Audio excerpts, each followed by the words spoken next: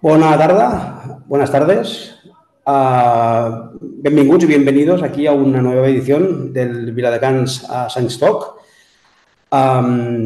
Es una iniciativa que, como ya los habéis ido conectando, se hace desde el Ayuntamiento de Viladecans bajo el apoyo de la Red Impulso del Ministerio de Transición Energética y de Ciencia de España. Entonces, hoy vamos a hacer una charla. Nuestro ponente de este mes es David Bueno. David Bueno, para los que no lo conozcáis, es doctor en biología, es profesor e investigador de la sección de genética y biomédica de la Universidad de Barcelona, es un gran divulgador científico, tiene muchos libros de divulgación científica, además de unos 70 artículos científicos. Desde el año 2019 dirige la cátedra de neuroeducación de la Universidad de Barcelona, la primera de todo el mundo que se dedica de forma exclusiva a esa temática. Y bien, su trayectoria es muy dilatada, es un gran divulgador, seguro que muchos lo conocéis, ha tenido o ha estado en diversas universidades de fuera del país, en Alemania, en Austria, en Estados Unidos, y imparte clases de neurociencia para profesorado de secundaria, también en la universidad, en la Facultad de Biología, y lo que decía, es también conocido por ser un gran divulgador científico en el ámbito de la educación y la neurociencia.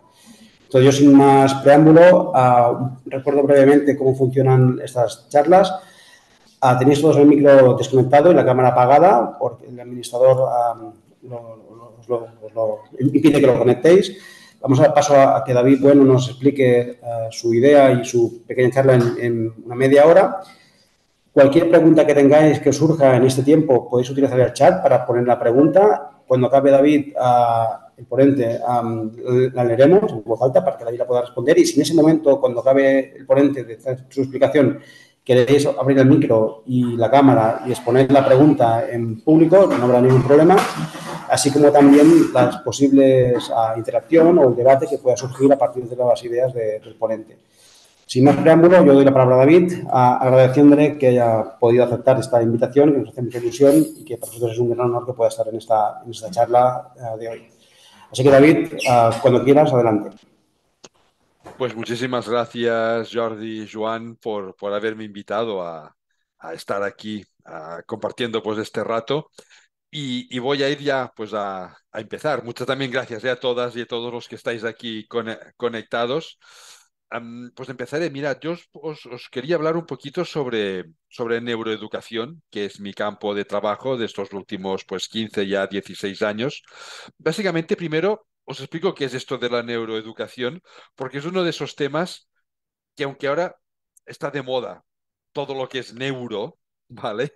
Pero ya llevamos unos cuantos años y ya empezamos a tener pues unas cuantas bases realmente sólidas, ¿no? Esto de la neuroeducación no es nada más que utilizar los conocimientos que tenemos sobre cómo es el cerebro, cómo funciona el cerebro, cómo se va construyendo y va madurando el cerebro, aplicar estos conocimientos al mundo de la educación para optimizar los procesos educativos. No es una nueva pedagogía, no lo es, no pretende serlo, pero tampoco podría serlo aunque quisiésemos. Es simplemente un campo paralelo a los que ya se llevan realizando desde hace pues siglos e incluso milenios, ¿vale? Un campo paralelo que aporta datos para que la pedagogía pueda continuar haciendo propuestas, ahora también basadas en cómo funciona nuestro cerebro. Y eso incluye los cerebros que nosotros llamamos neurotípicos, lo que no sé muy bien qué significa porque todos tenemos alguna cosita u otra, ¿vale? Pero también todo lo que serían el increíble mundo, fascinante mundo de las diversidades funcionales, que también nos permite entender un poquito cómo podemos contribuir a que los aprendizajes que realizan, la forma que tenemos de transmitir conocimientos, se adapte a cualquier persona, sea cual sea su forma de funcionar. Y también a través de la neuroeducación lo que hacemos es entender de qué manera todo lo que transmitimos y muy especialmente cómo lo transmitimos. Y este cómo es los estados emocionales que tenemos, que generamos cuando estamos en un proceso de transmisión del conocimiento.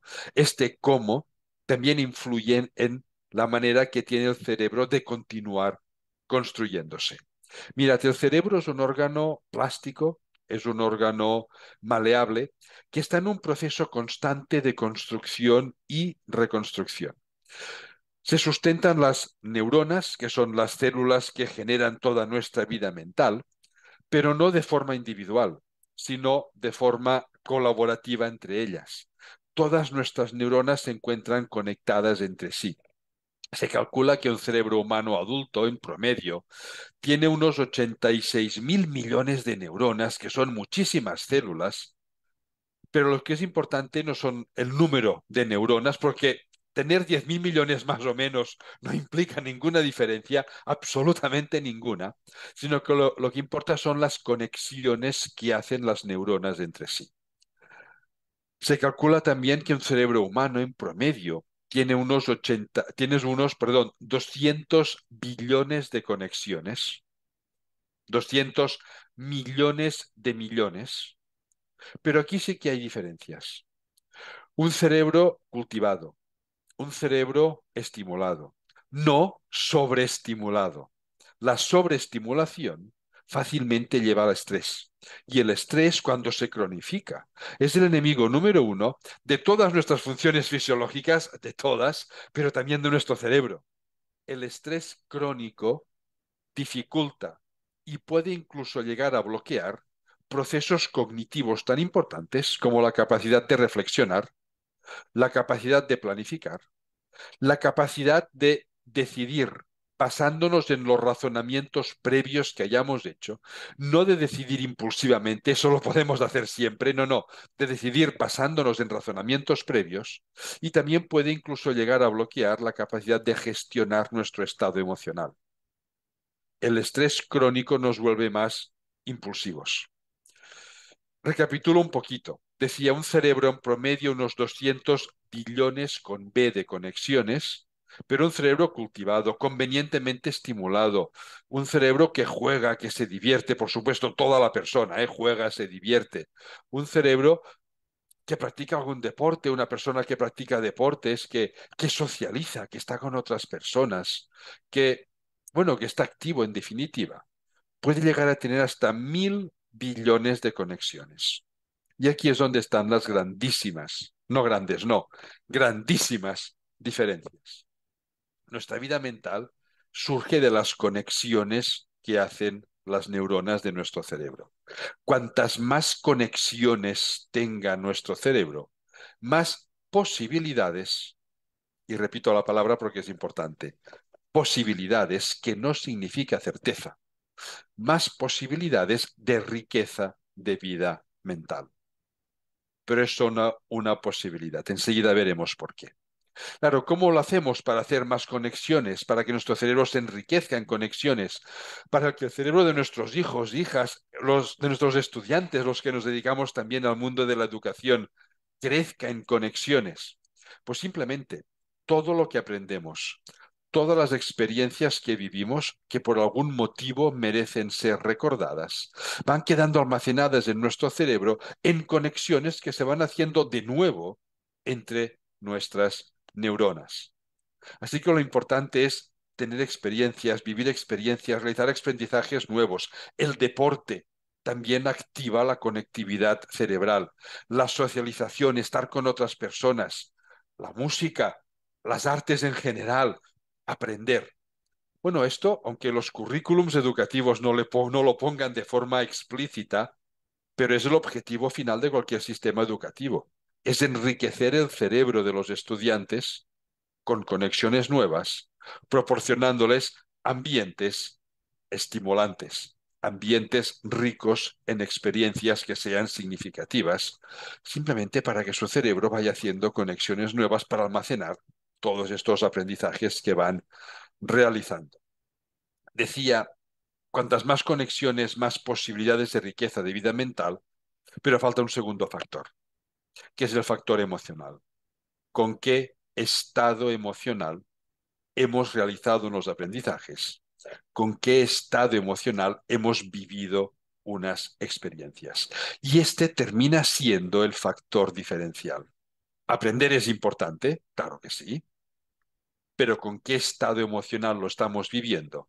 ¿Con qué estado emocional transmitimos aprendizajes los que nos dedicamos a la docencia o los padres y madres cuando estamos con nuestros hijos e hijas? Esto es lo que termina marcando las diferencias más importantes. Os explico por qué. Básicamente, las emociones son patrones de respuesta, patrones de reacción que se ponen en marcha de forma preconsciente. No somos conscientes cuando se genera una emoción. Después la podemos racionalizar y con un poco de suerte intentar reconducir, pero inicialmente son automáticas, son instintivas, impulsivas, que se ponen en marcha en situaciones que requieran una respuesta urgente.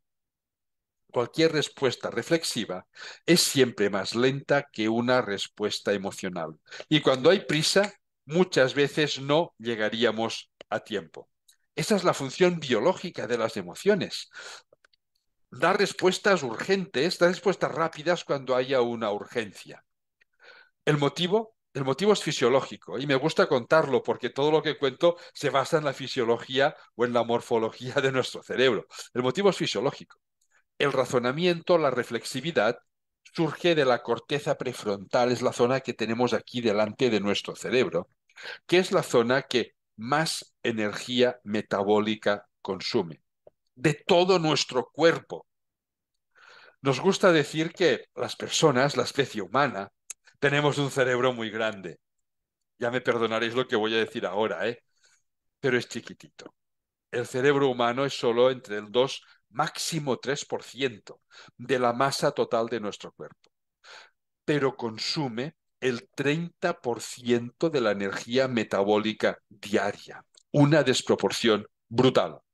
Y la parte del cerebro que más energía consume es la corteza prefrontal. Reflexionar, pensar, planificar, decidir, consume grandísimas cantidades de energía. Por eso, pensar cansa, porque consume mucha energía. La reflexividad necesita mucha energía. En cambio, las emociones surgen de una estructura del cerebro que se llama amígdala, que es una estructura que se encuentra en las capas profundas de nuestro cerebro, que consume muy poca energía y por lo tanto se pone en marcha muchísimo más rápido. Una comparación fácil de entender. ¿Qué será más fácil poner a rodar? ¿Una canica de vidrio de esas pequeñitas o un canto rodado de una cantera, por muy esférico que sea, pero que pese 3 toneladas? ¿Qué será más fácil poner en marcha? La canica, porque necesitamos mucha menos energía para hacerlo. Esas son las emociones. Son tan importantes que cualquier aprendizaje que tenga componentes emocionales, el cerebro lo interpreta como si hay emociones, es que esto es muy importante porque viene de una urgencia, es muy importante, mejor que lo guarde bien por si acaso. ¿Podemos aprender sin emociones? Sí, podemos. Pero los estados emocionales, las emociones, mejoran la eficiencia de los aprendizajes. Pero no todas las emociones son equivalentes. Y aquí viene uno de los grandes aportes para mí de la neuroeducación, es entender cuáles son los estados emocionales que facilitan más esta transmisión de conocimientos. Brevemente, a ver, es que hay muchísimas emociones, ¿eh? Hay clasificaciones con más de 500 emociones diferentes. Hay clasificaciones que hablan de emociones positivas y negativas. A mí no me gusta, porque todas las emociones son importantes cuando hacen falta, todas, y todas son una molestia y un estorbo cuando no hacen falta, todas. Así que yo prefiero hablar de emociones que nos generan sensaciones de comodidad, de placer, de recompensa. Y emociones que son incómodas, algunas profundamente incómodas, porque esto es objetivo. Todos lo vivimos de la misma manera. Muy brevemente, os hablaré de 6 emociones básicas, da igual las que haya. 6 bueno, para que veamos un poquito este panorama emocional por donde se mueve. Primera, el miedo. El miedo es una emoción básica, importante. Es la emoción que nos permite huir o escondernos ante una amenaza para protegernos. Saber tener miedo cuando la amenaza es real es importante como simple mecanismo de autoprotección. El pánico no, nos bloquea. El problema son las personas que viven con sensación crónica de miedo, porque el miedo es incómodo. Son personas que están viviendo como si todo su entorno fuese una fuente de amenazas de las que deben huir. Todo lo que aprenden queda asociado dentro de su cerebro a esta incomodidad del miedo. Por lo tanto, son aprendizajes que van a estar ahí en su cerebro, pero que no van a querer usar porque cada vez que los usen van a revivir la sensación incómoda de ese miedo. Pero muchas veces son emociones que sí van a tener que usar porque van a formar, son aprendizajes, perdón, que sí van a tener que usar porque forman parte de nuestro día a día. Así que lo que estará haciendo será quitar calidad de vida a esas personas. Cuando digo que el miedo nos hace huir, no solo una huida física, ¿eh? Puede ser una huida mental. Esas personas que ante un nuevo aprendizaje, ante una situación nueva, ante un reto nuevo, nos dicen, no, no, yo esto mejor no lo hago, que no me va a salir bien. No, yo es que esto no puedo hacerlo. Esto es una huida mental para no enfrentarse a una situación que les da miedo, que creen que no van a conseguir superar, ¿vale? El miedo es incómodo. Muchas veces hay estudiantes que viven aprendizajes, adolescentes, niños y niñas que viven con esa sensación de un cierto temor, ya no digo miedo, si no queréis, ¿eh? Pero un cierto temor, temor al fracaso, temor al ridículo, temor a lo que sea. Hay que evitarlo siempre, porque son aprendizajes que después no les van a resultar útiles. El miedo, la ira. La ira también es una emoción incómoda y también es importante. La ira es la emoción que, ante una amenaza de la que no puedo huir, me impulsa a defenderme por simple supervivencia, aunque sea de forma agresiva. Puede ser una agresividad física, puede ser verbal, puede ser gestual. Cuando la amenaza es real y ciertamente no puedo huir, saber gestionar la ira es muy importante. El problema es que dentro del cerebro, miedo y ira están muy cerca, porque son dos emociones que sirven para dar respuesta a una posible amenaza. Las personas que viven con sensación crónica de miedo, es muy fácil que tarde o temprano, ante una situación nueva, perciban que no hay escapatoria posible y si lo perciben de esta forma, su Es que me ha salido un mensaje, perdonad. No, no tenía nada que ver y lo he tenido que cerrar porque me ocupaba toda la pantalla, ¿eh?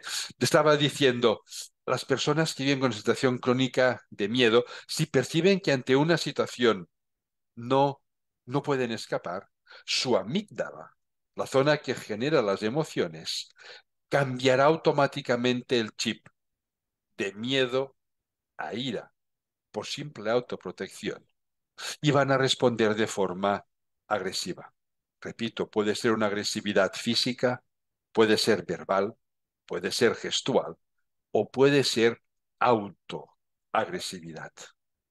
Pensad que, especialmente en preadolescentes y adolescentes, el número de personas que se autolesionan ha incrementado enormemente estos últimos años. Esto es una autoagresividad que viene de una sensación de miedo que se traspasa a ira.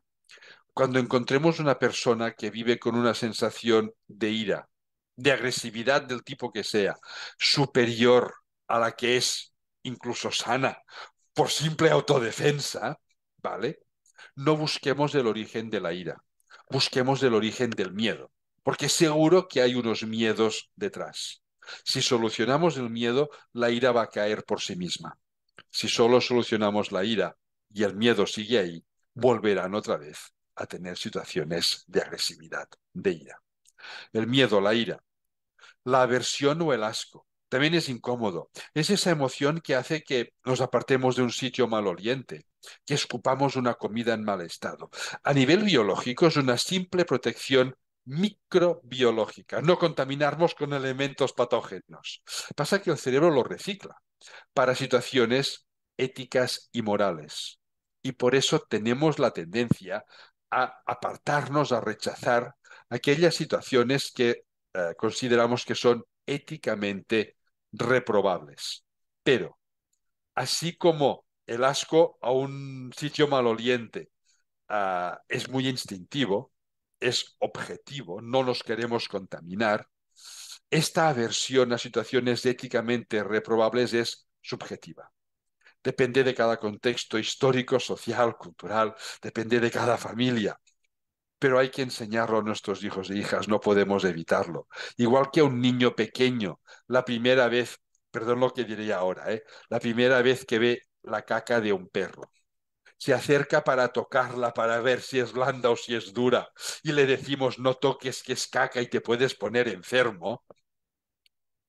Debemos hacer lo mismo con las situaciones éticamente reprochables. Si no hay una barrera emocional, primera, porque es rápida, si no hay una barrera emocional, difícilmente podremos vencer lo que para mí, y eso es subjetivo, por supuesto, pero lo que para mí son unas de las grandes losas de la sociedad actual, como es el sexismo, el racismo y el clasismo. Si solo intentamos vencer estas situaciones reflexivamente, muchas veces no llegaremos a tiempo, porque la reflexividad es más lenta. Hay que poner una barrera emocional para después poder reflexionar, por supuesto. Miedo, ira, aversión, la tristeza. La tristeza es una emoción importantísima. La tristeza es esa emoción que nos permite superar un bache emocional previo. Es una emoción que hemos menospreciado mucho. Va, no estés triste. Por esto estás triste. Si yo a tu edad no merece la pena, eso no sirve de nada. Una persona que está triste necesita estar triste para superar el bache emocional previo. Y eso es muy importante a cualquier edad, por supuesto, pero especialmente en la adolescencia, por un motivo, por un motivo. La adolescencia es una época donde se enfrentan a situaciones de adulto, sin la experiencia de los adultos. Eso implica que haya muchos momentos de frustración en su vida. El primer amor y el primer desamor necesitan momentos para superar estos baches emocionales. Y la tristeza es importante. No sirve, repito, decirles no estés triste. Lo único que sirve es apoyarles emocionalmente para que puedan superar esa situación. Cuando estamos tristes, nos encerramos en nosotros mismos, bajamos nuestro ritmo de actividad para dejar más energía disponible a la corteza prefrontal para que pueda pensar y reflexionar qué ha pasado, dónde me encuentro, qué debo hacer en el futuro. Así lo que sirve es estar a su lado, dándoles apoyo emocional para que puedan vivir este proceso y superarlo con cierta agilidad, sin recrearse en la tristeza, por supuesto, pero viviéndola para poderlo superar. Miedo, ira, aversión, tristeza. Llevo 4 de las 6 que quiero comentar y las 4 son incómodas. Bueno, es lo que tiene la biología de nuestro cerebro. Vamos por la quinta. La quinta es la sorpresa. La sorpresa puede ser ambivalente. Puede ser una sorpresa incómoda cuando nos encontramos ante una situación que no nos gusta, o puede ser una sorpresa agradable, recompensante e incluso placentera. Lo llamamos curiosidad. La curiosidad es el motor de los aprendizajes. Cuando sentimos curiosidad por algo, se activa nuestra motivación. Hay dos grandes tipos de motivación. La extrínseca, hacemos algo para que el otro se motive o nos hacen algo para que nos motivemos nosotros. Y la intrínseca, nosotros mismos buscamos qué nos interesa para motivarnos. Las dos son importantes, pero para mí la que debemos potenciar en un proceso educativo es la intrínseca. porque siempre va con nosotros, siempre irá con nuestros hijos, con nuestros estudiantes. Una persona que sabe activar su motivación intrínseca lo tendrá mucho más fácil para continuar progresando en la vida porque querrá hacer cosas nuevas y sabrá qué cosas nuevas va a poder hacer. La motivación intrínseca, repito, la curiosidad activa la motivación intrínseca. Y la motivación intrínseca literalmente energiza nuestro cerebro. Cuando estamos motivados, nuestro cerebro recibe más glucosa y más oxígeno, que es lo único que come para tener energía metabólica para funcionar. Por eso, cuando estamos motivados, podemos funcionar, podemos pensar, podemos trabajar más rato sin cansarnos, porque hay más combustible. Por eso, cuando estamos motivados, todo lo que hacemos lo hacemos con más eficiencia, porque todo el cerebro puede funcionar de forma más eficiente, porque tiene más energía para gastar. Y además, la zona del cerebro que gestiona la motivación se llama estriado, es la misma que nos permite tener sensaciones de recompensa y que nos permite anticipar recompensas futuras. Por eso, cuando estamos motivados, nos sentimos más a gusto, estamos más felices con lo que hacemos, sentimos más bienestar, somos más optimistas. Es un círculo vicioso que cuando se pone en marcha es fantástico. Sentir curiosidad para estar motivados, para sentirnos a gusto, para buscar qué despierta nuestra curiosidad, para volvernos a motivar, etcétera, etcétera. Esta curiosidad debería ser el eje fundamental en cualquier proceso educativo, entendiéndolo en sentido amplio. No es solo dentro de un centro educativo, es en la calle, es en la familia. Sentir curiosidad por lo que nos cuentan nuestros hijos e hijas, transmitir nuestras curiosidades para que ellos vean modelos de curiosidad, para que tengan buenos modelos a imitar de personas que sabemos motivarnos, que nos interesa lo que hacemos y que nos sentimos a gusto haciéndolo. Dentro de nuestro cerebro hay unas neuronas, se llaman neuronas de espejo, que se activan de la misma manera cuando hacemos una cosa y cuando vemos que la hace otra persona. Si vivimos nuestra vida con curiosidad, estaremos transmitiendo esta curiosidad a nuestro entorno. Por lo tanto, la curiosidad es el estado uno de los estados emocionales clave en cualquier aprendizaje. Y falta otro, ya es la última emoción que voy a hablar, es la alegría. La alegría no hay que entenderla como fiesta y juerga, también puede serlo, pero es mucho más básica. La alegría es la emoción que transmite confianza. Si yo os pusiese aquí ahora tres fotografías, una fotografía de una persona alegre, una fotografía de una persona triste y una fotografía de una persona enfadada. Yo os preguntase, de estas tres personas, ¿a quién preferiríais como un compañero o una compañera para hacer algún trabajo? ¿Alguien que se sentará a vuestro lado en un transporte público, en el tren, en el autobús? ¿Alguien a quien no conocéis de nada, a quien nunca conoceréis de nada, pero que estará un buen rato ahí sentado a vuestro lado? ¿A quién elegiríais? Esto es una pregunta que he pasado a centenares de estudiantes míos, de grados, de posgrados, de másters. Y la inmensa mayoría responden que eligen la persona que está alegre. Nadie ha elegido nunca la persona que está enfadada. ¿Por qué eligen la persona que está alegre? ¿Por qué preferimos estar cerca de personas alegres? Porque transmiten confianza. Y la confianza rebaja nuestro estrés. Este debería ser el otro estado emocional clave que deberíamos llevar con nosotros.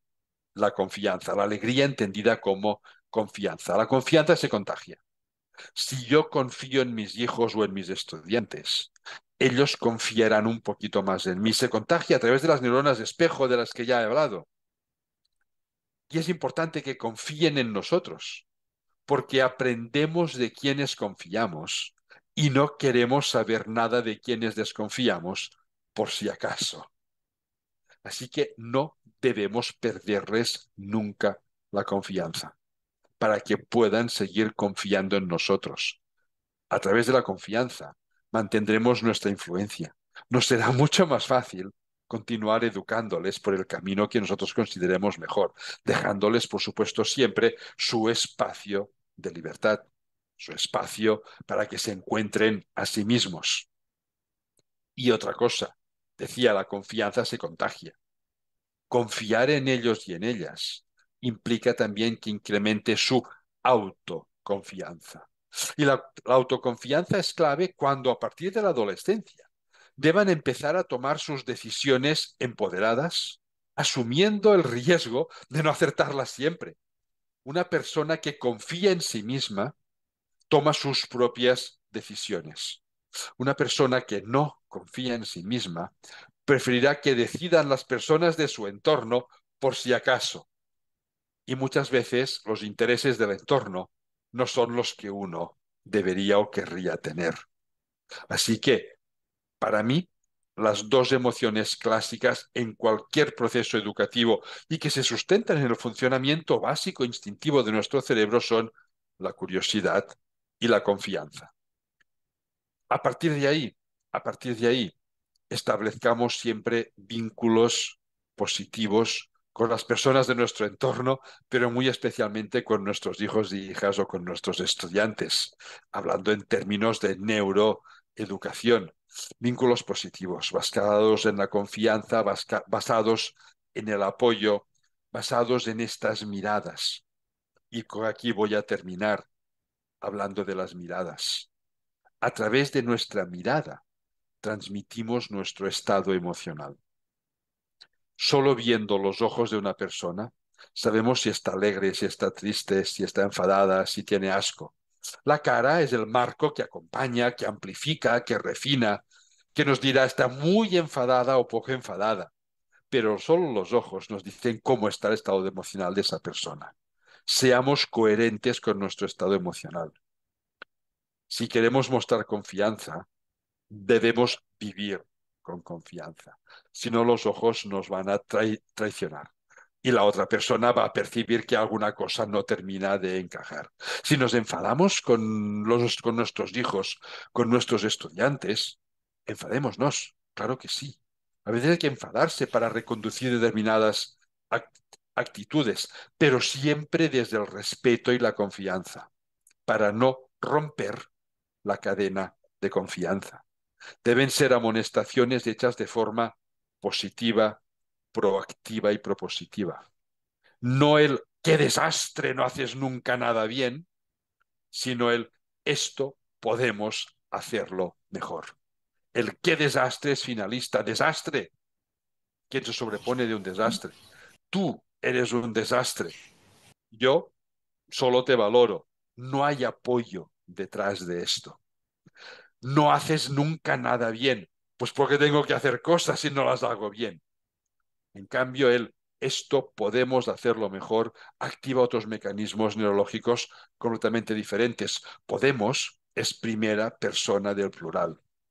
Tú tienes que hacerlo mejor, pero yo estoy a tu lado, te apoyo emocionalmente. Hacer es propositivo, te llama a la acción, no es finalista. Y mejor nos hace ver que al final, si lo hacemos acompañados, nos vamos a sentir a gusto. Esta es la forma clave para una buena reconducción que se base en esta curiosidad, en esta confianza y en estas sensaciones agradables que permiten mantener vínculos constructivos para nosotros y para nuestro entorno. Y eso es todo lo que os quería contar. Llevaba una chuleta, iba siguiendo todos los puntos para no dejarme nada y acabo de llegar al final. Pues muchas gracias, David. Muy interesante, la verdad. Las emociones que has comentado, yo recomiendo un libro en catalán, es digo Emocions a dojo, en castellano no sé cómo, si está publicado Sí, y sí, no sé el está, título. Emociones sí, a tope, a raudales. a raudales. Pues es muy recomendable. Y si alguien Por, sabe chino, si alguien sabe chino, pronto saldrá traducido al chino también. ostras, Pero no sé cómo se va a llamar en chino. bueno, para entender el chino sí que hay que tener mucha conexión neuronal, porque esto es complicado más el chino. Bueno, muchas gracias. Como decía al principio, y está puesto en el chat también, cualquier pregunta que tengáis y queráis hacer, o una de dos, o directamente ponéis la cámara en marcha y, y el micro y la lanzáis, o bien pedís la palabra a través del chat, o bien escribir en el chat las preguntas o dudas que tengáis. Yo, mientras os animáis a preguntar también os animo a que preguntéis, yo una pregunta, David. Esto comentabas al principio de la charla de que los billones de neuronas que tiene un cerebro y el incremento que se puede producir si ese cerebro está motivado, si hay una cierta cultura o un entrenamiento del cerebro. ¿Hasta qué edad? ¿A todas las edades este crecimiento se produce? Supongo que la adolescencia o cuando uno nace y luego la adolescencia es máximo, pero ¿se pierde con el tiempo o se puede seguir creciendo esta conexión neuronal? Mira, esta capacidad que se llama plasticidad neuronal, la tenemos toda nuestra vida, desde antes de nacer y hasta el final de nuestros días, excepto en algunos casos, en algunas enfermedades neurodegenerativas donde se pierde. Pero si no, lo mantenemos siempre. Lo que sí es cierto es que esta plasticidad es máxima en la infancia y en la adolescencia y después, poco a poco, va disminuyendo, pero no se detiene nunca. Va disminuyendo, pero lo disimulamos muy bien. Quiero decir, lo compensamos de otra manera. Aprendemos, hacemos conexiones nuevas sobre la base de las conexiones que ya teníamos antes. Cuantas más conexiones tengamos, cuantos más aprendizajes tengamos, más fácil es integrar los nuevos.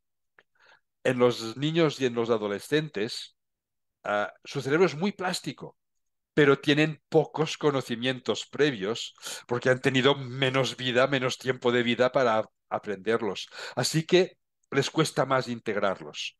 Los que ya no somos adolescentes tenemos muchos más conocimientos y aunque nuestro cerebro sea menos plástico, lo sigue siendo, pero lo es menos, pero todo lo que adquirimos encuentra más rápidamente dónde integrarse.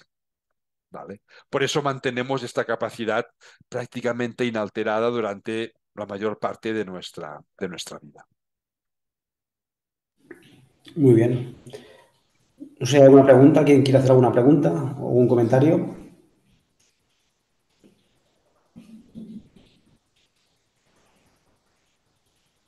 ¿No? Bueno, mientras os sigo animando a que preguntéis dudas o aprovechéis la ocasión, entonces, claro, yo también voy lanzando mis preguntas. Entonces, claro, yo, en base a tu charla y a tus explicaciones, entiendo la importancia de un buen entorno de aprendizaje. Entiendo, por ejemplo, que la estructura de la clase o la estructura del centro o el entorno puede condicionar mucho este aprendizaje porque condiciona estas emociones.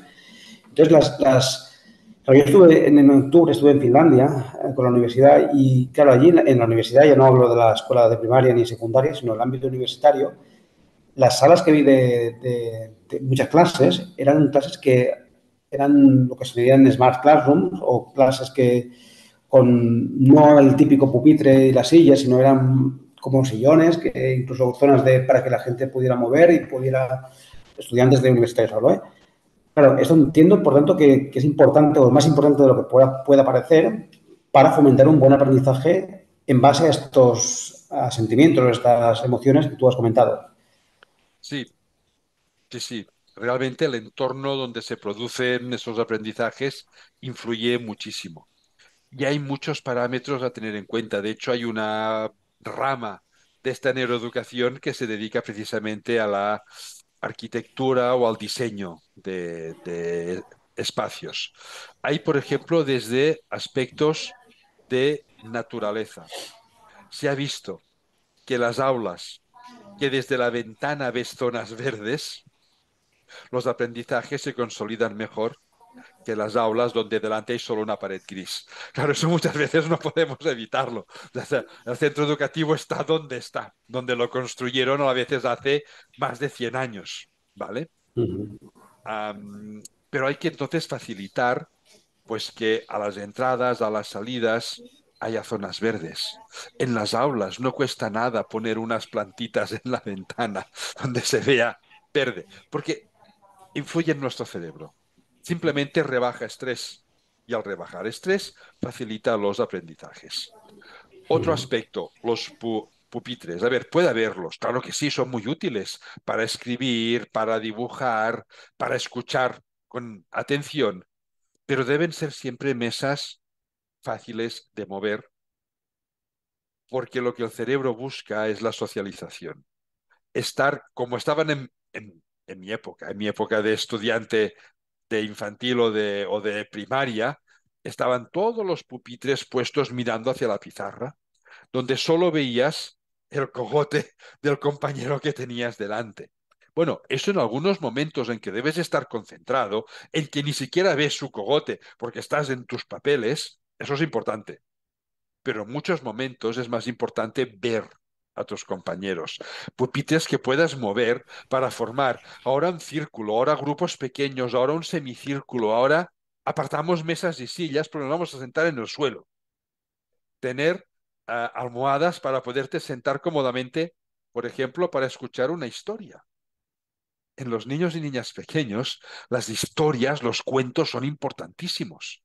El cantar canciones, pero no sentados en sillas, cómodamente puestos donde sea, iba a decir, agrupados, apilados, unos al lado de otros. El contacto físico entre ellos es importante, ¿vale? Durante una época se puso de moda pintar las aulas o los pasillos de las escuelas con colores chillones. Es que así son más vivas. No, no, eso es estresante. Se ha visto que esos colores tan vivos incrementan la actividad de la amígdala de nuestro cerebro. Es mejor unos tonos pálidos. A ver, si hay una imagen de colores vivos no pasa nada, pero el conjunto debe ser de colores, de tonos más o menos pálidos. No todas las paredes deben estar llenas de cosas colgadas de nuestros estudiantes. Algunas sí, pero la mayoría deben ser limpias, que permitan que la vista se relaje. Hay muchísimos aspectos de esos. Hay tratados fantásticos que nos están empezando ya a explicar cómo debería ser, claro, el aula utópica, ¿vale? Y hay que ir avanzando hacia ahí. Muy bien.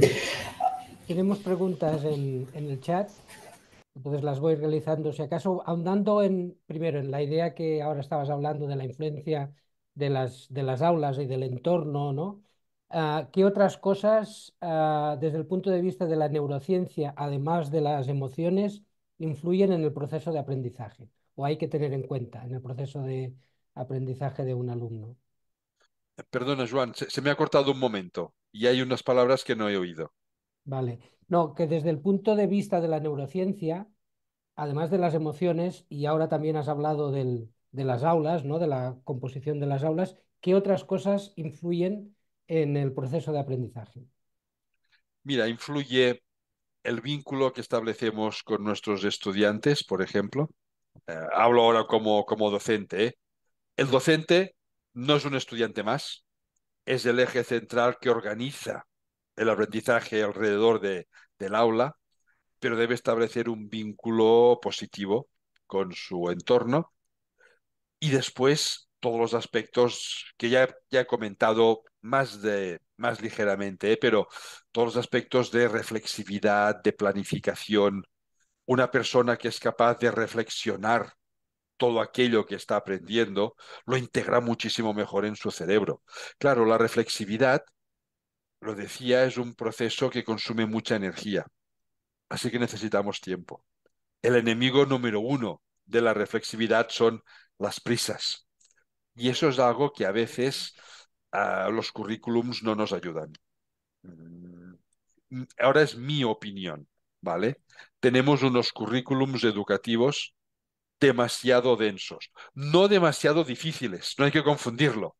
Para mí el nivel de dificultad es adecuado en general, pero tan densos que no nos dejan tiempo de pensar, de disfrutar, de generar debate de aquello que estamos aprendiendo.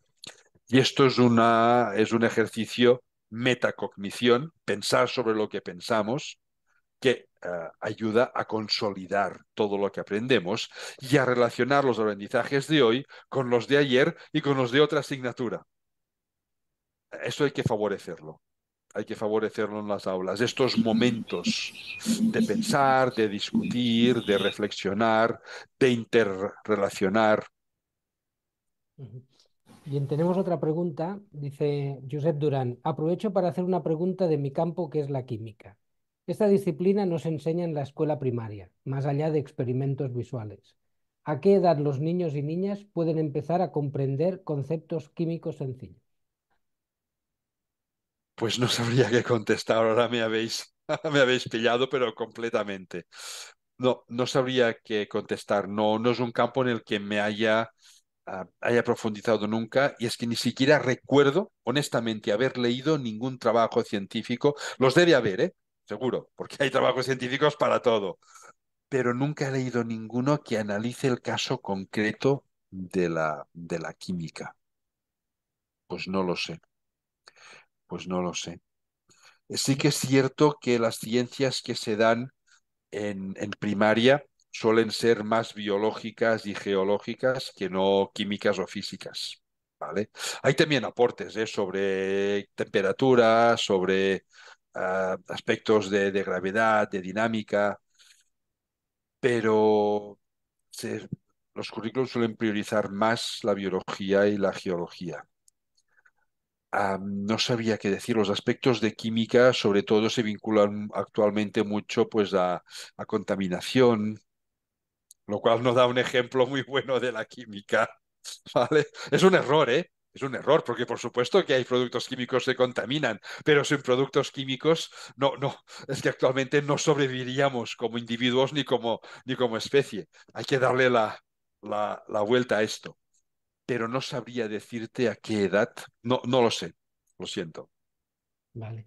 Tenemos dos preguntas más, te las lanzo un poco juntas porque una se refiere a tu carrera, ¿no? Si aún eres profesor de biología, estás en la facultad, es una, no sé si fue alumna tuya quizá, que lo pregunta, Idoia, y después un tema que nos puede llevar a debate y que aquí seguramente que la neurociencia tiene cosas a decir, y es la tecnología en las aulas. ¿Qué opina la neurociencia de las pantallas, del uso de móviles, de todo, ¿no? De todo lo que ahora se está debatiendo, ¿no? En estos momentos. Sí. Mira, sobre la pregunta que no he visto, no he entendido muy bien lo que preguntaba Idoia, ¿no? Así me dice que sí, por el chat lo veo, ¿eh? Sí, fue alumna en la Facultad de Biología, sí. Yo soy biólogo y doy clases aquí en biología, aparte de clases también. Aquí doy genética sobre todo y el máster de formación del profesorado, doy también unas clases ahí, máster de comunicación, ¿vale? Y antes, de joven, no sé, el siglo pasado, literalmente, era profesor en un centro educativo de la antigua EGB.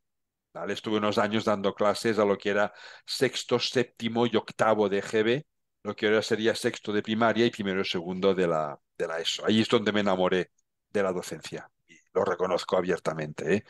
Yo no quería ser docente, y ahí me enamoré de la docencia y decidí que, además de científico, quería ser docente también, ¿no? Sobre el uso de tecnología digital. A ver, hay que distinguir uso de abuso.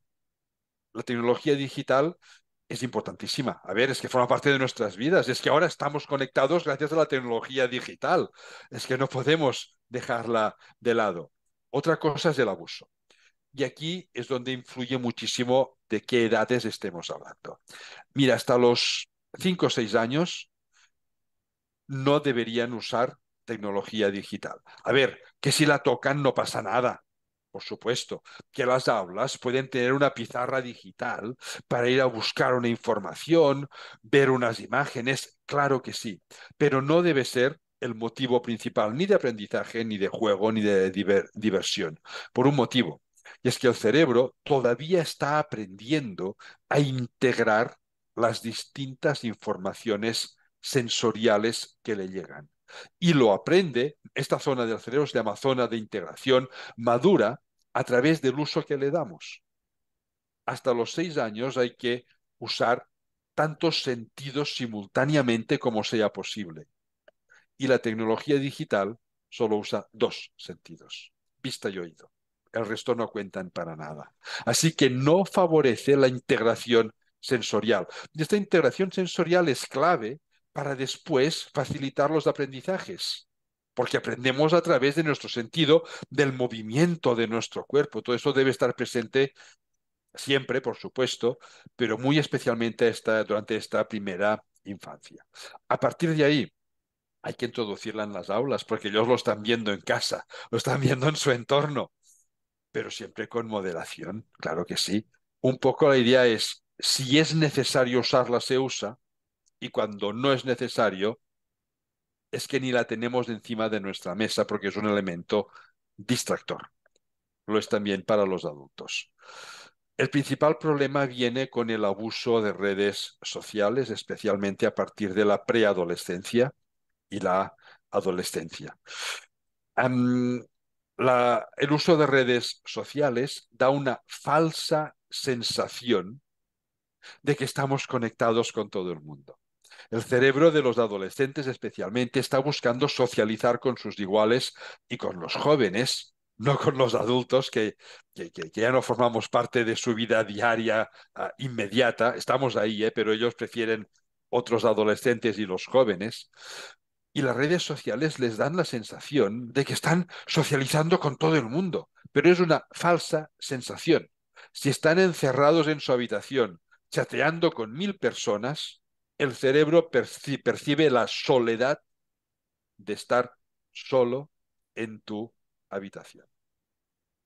Hay que facilitar que salgan a callejear, a hacer deporte con otros adolescentes. El cerebro encuentra más satisfacción, más recompensa, estando simplemente media hora, dando tumbos por la calle con tu media docena de adolescentes, de amigos, ¿vale? Que no estar 2 horas chateando a través de redes sociales. Y como no da la misma sensación de satisfacción, después de 2 horas serán 3, serán 4, serán 5. Hoy en la televisión de Cataluña, en TV3, esta noche sale un programa especial que se llama Atrapados por las pantallas. Yo tengo una pequeñísima intervención ahí donde se debate ese tema con las consecuencias que puede tener. Hay que facilitarles la vida real, ¿vale? Otro problema del uso, del abuso, no del uso, del abuso de redes sociales son los modelos que ya desde la infancia muchas veces adquieren. Los influencers, los y las influencers. ¿Qué es lo que ven? Ven imágenes que no son reales. A ver, yo a veces miro por Instagram eso que te va ofreciendo a través del scroll infinito imágenes y ves chicos y chicas jóvenes y cuando sales a la calle, perdón, pero yo no los veo por ninguna parte. ¿Por qué? Porque están todos tocados con máscaras, con filtros, con Photoshop. Son imágenes irreales. Y eso les da una sensación equívoca de sí mismos. Yo no soy como se supone que debería ser, porque mi físico no es el que se supone que debería ser. Y ahí empiezan muchos problemas de autoestima, muchos problemas alimentarios. Hay que acompañarles para que se den cuenta de que lo que sale por las redes es más falso que una película de Hollywood. Cuando vamos a ver Indiana Jones al cine, ya sabemos que es una película, porque salimos a la calle y no vemos a nadie con un látigo. Pero esas redes sociales es que parecen reales. No lo son, son falsas, pero parecen reales. ¿Qué más transmitimos por las redes sociales? Lo felices que somos, lo bien que nos lo pasamos. Hay días que sí, que somos felices y que nos lo pasamos bien, pero hay días que no. Pero eso no lo colgamos en las redes. Claro, ¿qué imagen se llevan? Que hay días en que ellos pues no se sienten a gusto. Qué desgraciado o qué desgraciada que soy. No soy como esa persona que siempre está de fiesta y que siempre se lo pasa bien. Yo tengo que estar estudiando, tengo que estar esforzándome y ese siempre está ahí de juerga y pues eso hay que explicárselo. Hay que estar a su lado, hay que acompañarles, estar a su lado para que se den cuenta de que, bueno, lo pueden ver, claro que lo pueden ver, como iríamos a ver La Guerra de las Galaxias, Indiana Jones o cualquier película al cine. Muy bien. No hay, si hay alguna pregunta más de última hora, estamos a punto de cerrar. Siempre intentamos ser puntuales y acabar a las 8. Entonces, si no hay ninguna pregunta más, quizá tiempo para una o dos, o una breve. No, bueno, entonces, en todo caso, cerramos aquí. David, muchas gracias por tu charlada, muy interesante como siempre. Un tema de reflexión, esto de la pantalla, es muy interesante y muy oportuno. Pero aparte, lo que has explicado de las emociones y cómo se conecta con la educación, pues creo que es muy necesario, muy imprescindible para los momentos en que vivimos. Y bien, muchas gracias, David, y seguimos en contacto y muchas gracias por tu charla y por los conocimientos que aportas a la neurociencia y a la educación. Muchas gracias y hasta pronto. Muchas gracias a todos.